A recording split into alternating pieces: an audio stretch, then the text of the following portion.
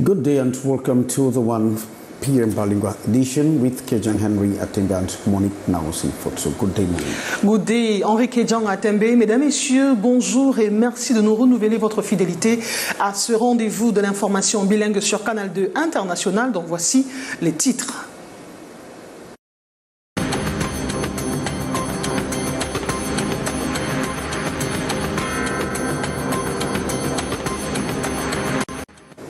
Le corps d'un homme de 30 ans retrouvé dans un puits d'eau à Baganté dans la région de l'Ouest. D'après les témoignages, ce dernier serait malade et c'est durant une crise qu'il s'est retrouvé au fond d'un puits de 25 mètres de profondeur. And first biannual meeting of the National Commission in charge of bilingualism and multiculturalism takes off. The head of the commission, Peter Mafani Musonge, has asked its members to double efforts. Le choc entre qualifiés pour les huitièmes de finale de la CAN, c'est demain. Ceci après 2 jours de trêve. Le Cameroun rencontrera le Nigeria à 21h. C'est le début de la phase à élimination directe. And the Northwest region records all-time high revenue collection. This was revealed by Finance Minister Ripo Motazen. Top stories.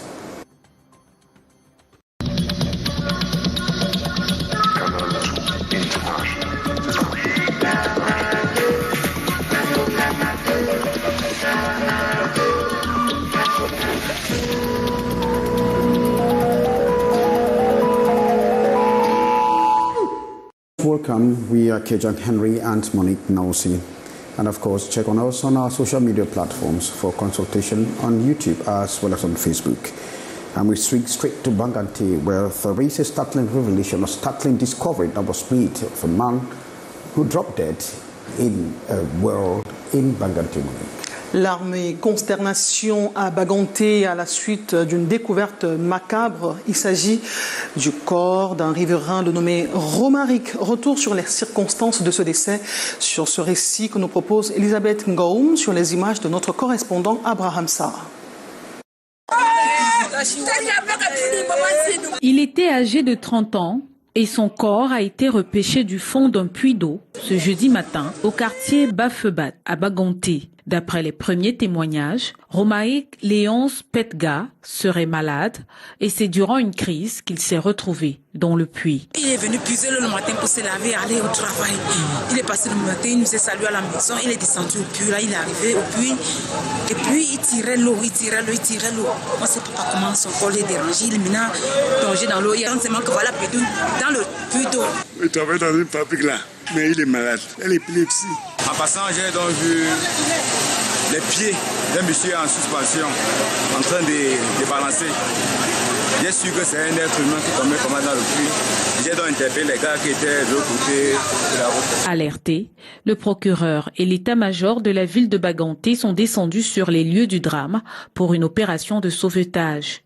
La victime aurait inhalé du gaz toxique présent dans ce puits d'environ 25 mètres de profondeur. Nous sommes en train de chasser d'abord le gaz avant que nous pouvons rentrer pour le retirer.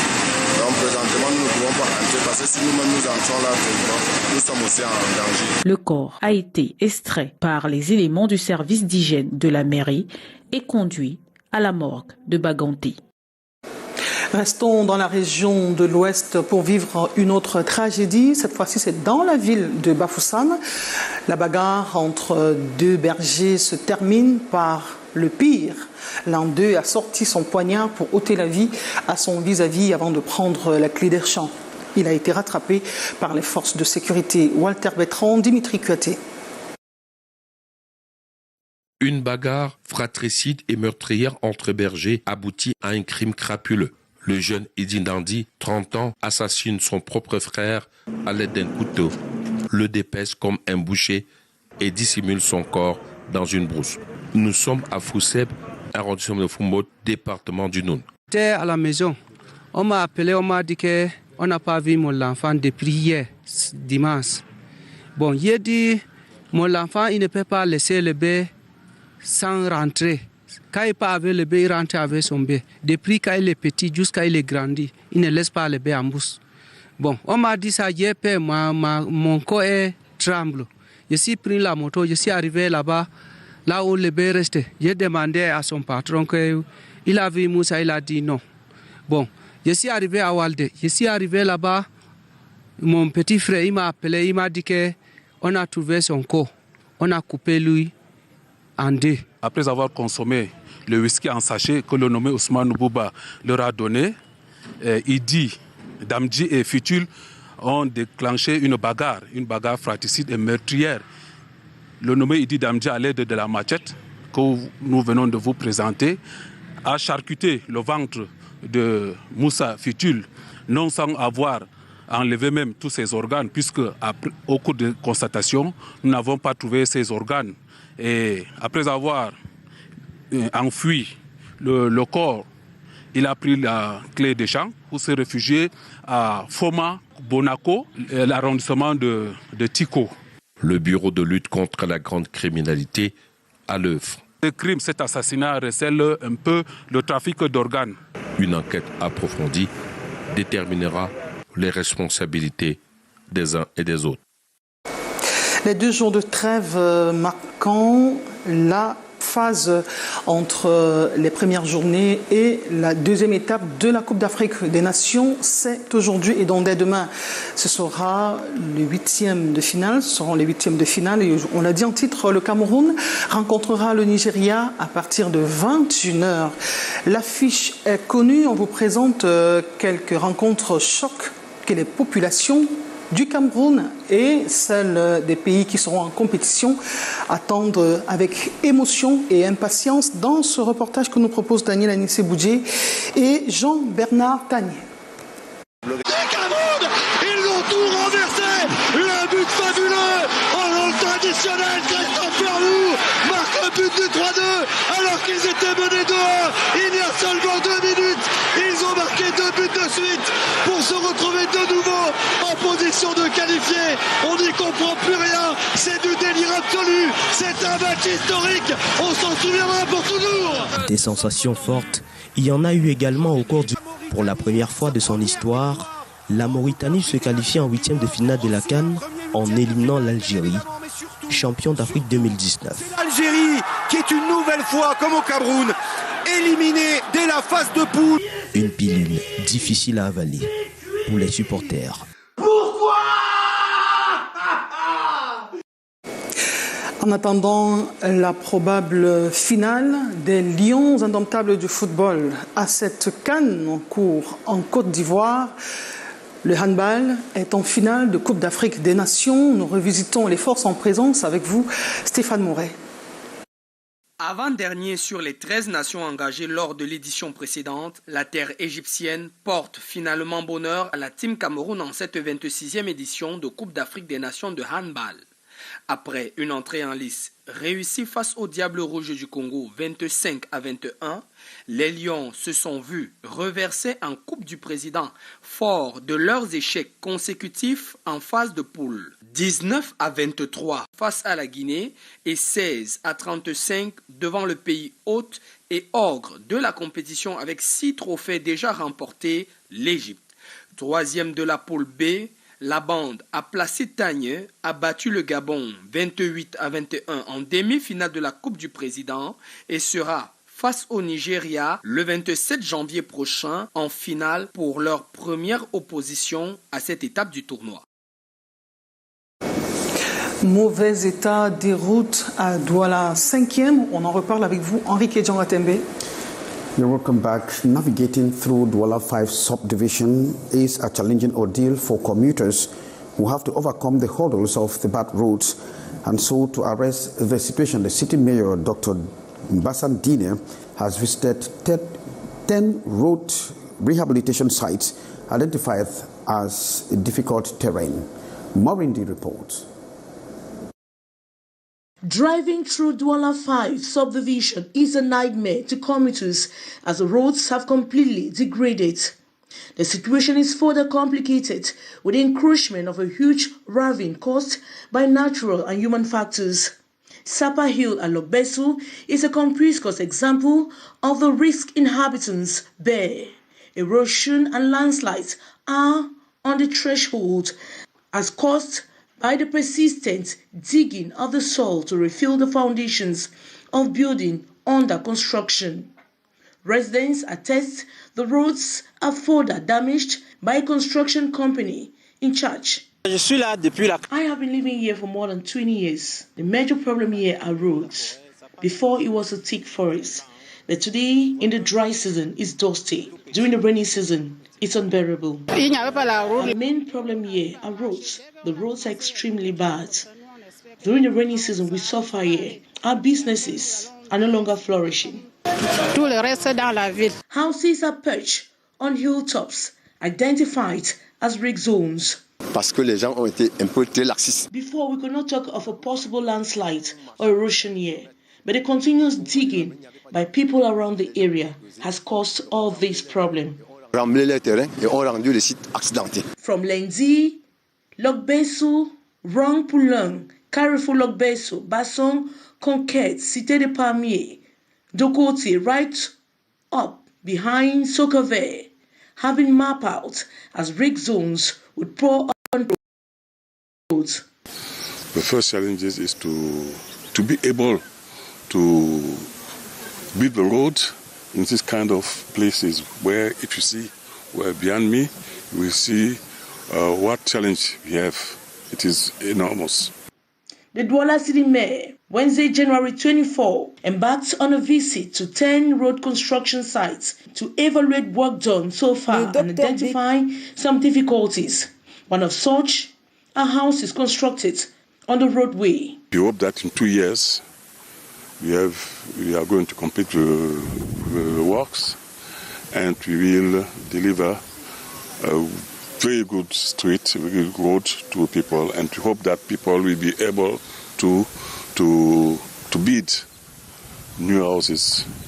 According to the city mayor, works on a 9-kilometer stretch will last 2 years and will cost about 11 billion francs CFA if completed on time. The roads will help boost economic activities in these neighborhoods already witnessing stagnation. And education in Cameroon is still being threatened by security crises. The case in question, that of the northwest, southwest, and the far north regions of the country. On the occasion of the 6th International Day of Education, Cameroon's Human Rights Commission has published startling statistics on the impact of the crisis in the lives of the students and teachers. Ambo Gladys Diba reports.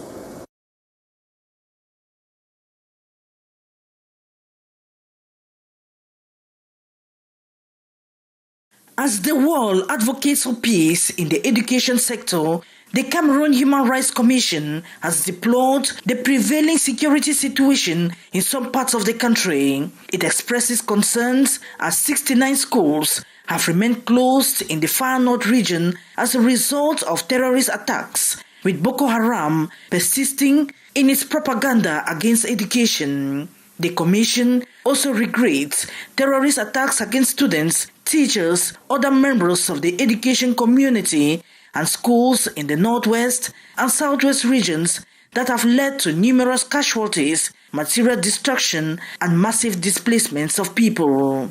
It adds that as from January 23, 2024, the number of internally displaced reached 2,222,307, amongst them registered refugees and asylum seekers.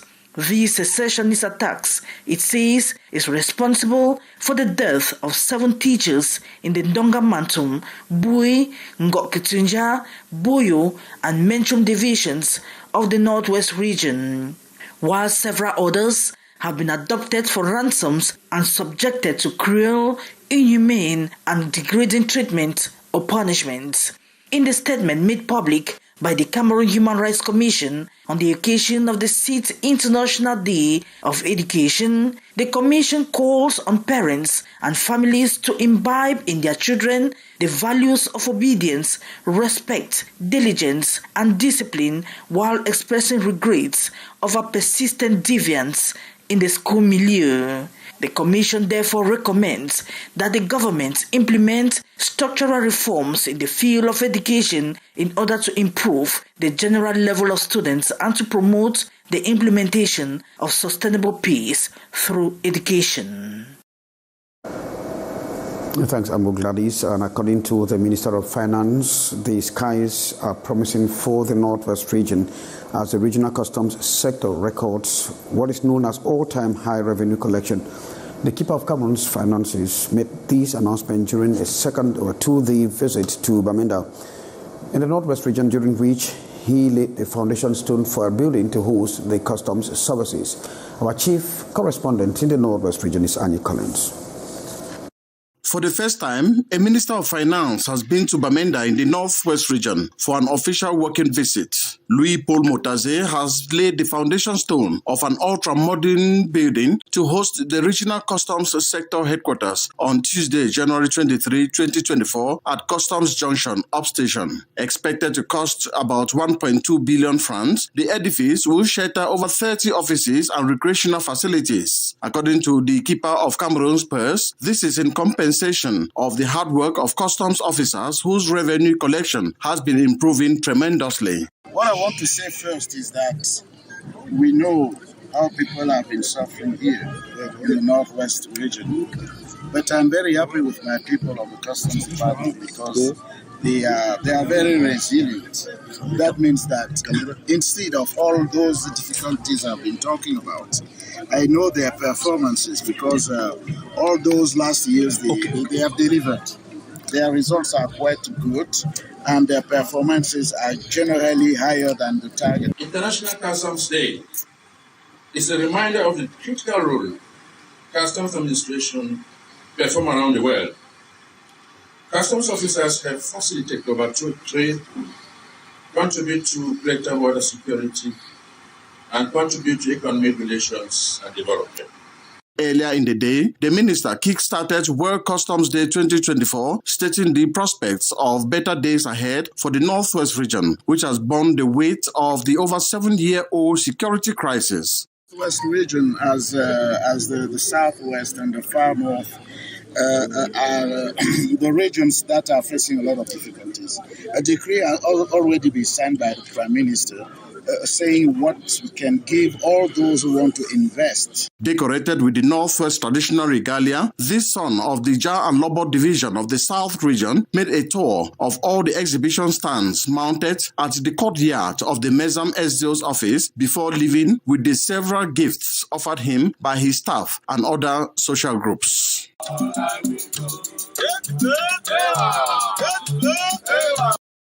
Thanks very much, Annie Collins from Bamenda. We are getting indications that our reporters are already online from Abidjan, Mekati Mukuri and Yves Chamadur. Monique. Oui, effectivement, nous allons nous rendre en Côte d'Ivoire où nous attendent Aimé-Catherine Moukouri et Yves Chamadeux. On le sait, demain, c'est le match 8e des finales. Le Cameroun rencontre le Nigeria à 21h, mais avant, il y a une conférence de presse d'avant-match. Aimé-Cathy, bonjour. Bonjour Yves Chamadeux.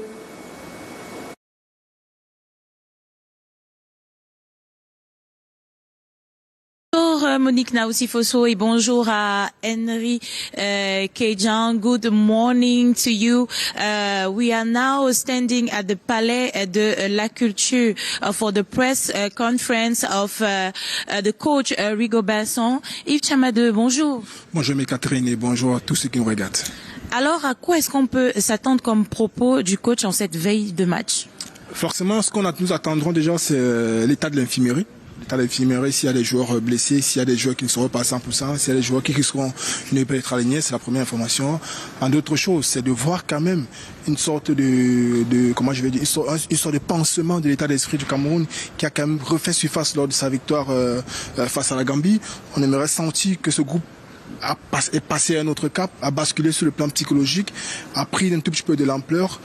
Forcément, Rigobert, c'est quelqu'un qui est généralement aidé à lui-même. Il y aura forcément une phrase qui nous sortira pour cette conférence de presse. Il a toujours cette tranquillité-là, serein. Il avait dit lors de la dernière conférence qu'il est quelqu'un de spécial. Mais aussi aux joueurs, je pense Franck Magri, qui sera Moubania, pardon, qui sera Faris Moubania qui sera à cette conférence. Savoir un tout petit peu aussi l'état d'esprit au sein du groupe. Comment les gars, c'est ça, lui qui affrontera le Nigeria pour sa première fois avec la sélection nationale du Cameroun. Moi, je pense que c'est ce à quoi on devrait s'attendre pour cette conférence pour être vraiment certain que lors de ce match, les gars seront confiants et les gars seront prêts à gérer cette éventualité.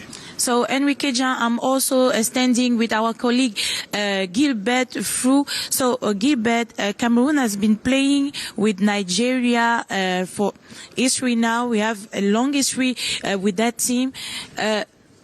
What kind of match can we expect? Thanks so much, Kathy. Good afternoon, Cameroon.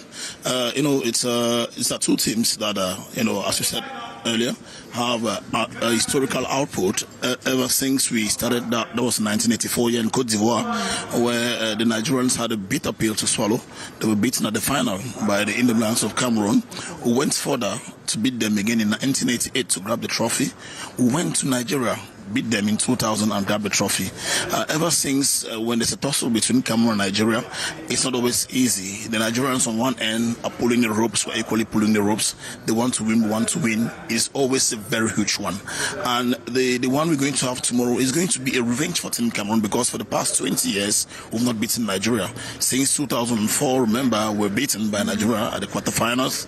In 2019 in Egypt, the rounds of 16, Nigeria got us out of the competition. The qualifiers for the World Cup, Russia 2018, Nigeria were the winner. So you see today, the press conference we're going to have is going to be that where the different trainers will want to reveal to the entire world that they have enough strategies to sail through the competition. Rigobert Song on one hand wants to prove to all those who doubted what he's been able to do that he is the right man. He's a square peg in the square hole. It's going to be a huge one. Well, if I were to give, to tell who will win this game, I won't be able, because both teams will be coming in with their strengths and weaknesses, and each team will capitalize on the other's weaknesses. Each team insisting on its strengths and to move forward. But as a Cameroonian, my prayer is that the Lions move through to the quarterfinals. So tomorrow we will have the final word of this confrontation between Cameroon and Nigeria. But from now we are going to listen to the coach Rigobert Song and Faris Mumbanya, the player who is going to be there for this press conference.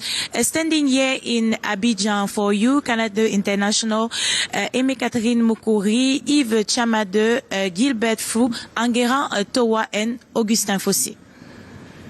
Si retour ici à Douala, en attendant la conférence de presse d'avant-match, nous allons poursuivre ce journal en nous intéressant à tout à fait autre chose. On parle de meilleur suivi des projets engagés par le ministère des Travaux publics. C'est l'orientation qui vient d'être donnée par le chef de ce département ministériel, Emmanuel Nganou Djumessi. C'était à l'occasion de la clôture de la conférence annuelle des services centraux et déconcentrés de ce département, mais également lors de la cérémonie de présentation des vœux au patron des lieux. Joël Jom 3. Outils et méthodes d'exécution d'infrastructures durables, suivi rigoureux et rendu de l'exécution d'infrastructures durables. Voilà entre autres thèmes abordés lors des exposés de la conférence annuelle des services centraux et déconcentrés du ministère des Travaux publics. Une rencontre de 2 jours pour dégager des outils et méthodes pouvant permettre d'assurer un meilleur suivi des projets routiers, avec pour objectif d'éviter des ruptures de trafic sur les 121 873 km de route par une utilisation optimale des ressources disponibles. On commence par le traitement des points potentiels de rupture ou les points de rupture. S'il s'agit d'un effondrement d'ouvrage, on commence par rétablir la circulation en reconstruisant l'ouvrage. Entre autres résolutions, il a été martelé que le guide de l'ingénieur et du suivi doit rester la boussole pour toute procédure. De même que l'examen des décomptes se fait en réunion de chantier avant validation ou rejet. Changement des décors, l'autre moment fort de cette journée se veut plus festif et convivial. L'artiste Lucky Plus 2 veille au grain.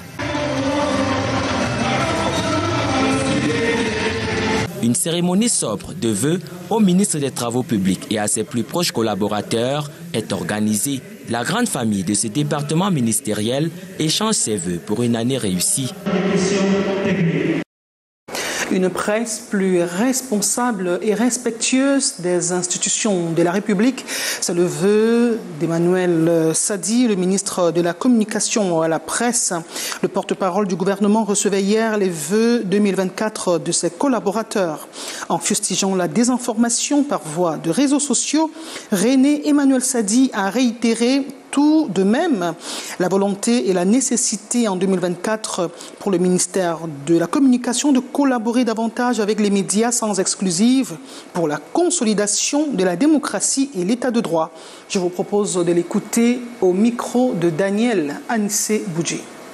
Le ministère de la Communication entend collaborer avec ces journalistes, avec cette presse privée, les organes de presse, les télévisions, les chaînes de télévision, la presse en ligne, pour qu'ensemble nous puissions travailler à consolider la démocratie. Il n'y a pas de démocratie sans la presse. Et donc, jamais on ne doit considérer le ministère de la Communication comme nécessairement un gendarme, mais comme un partenaire qui a pour vocation à aider à ce que le Cameroun mérite ce que nous réclamons, à savoir un pays, un état de droit, un état démocratique. Et c'est donc au travers de la presse que cette démocratie sera traduite dans les faits.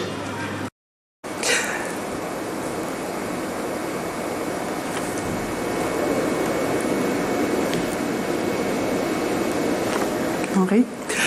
Et c'est sur ces prescriptions et orientations du ministre de la Communication, Emmanuel Sadi, que nous allons mettre la clé sous le paillasson pour ce qui est de cette édition du 13h bilingue sur Canal 2 International. La dernière édition de la semaine, non sans vous annoncer qu'à 14h15, nous aurons en direct des antennes de Canal 2 International la conférence de presse d'avant-match que donnera Rigobert Banak en direct de la Côte d'Ivoire. Enrique Jonathan, I wish you a wonderful weekend. And same to you as we pray for victory for the interminable lands.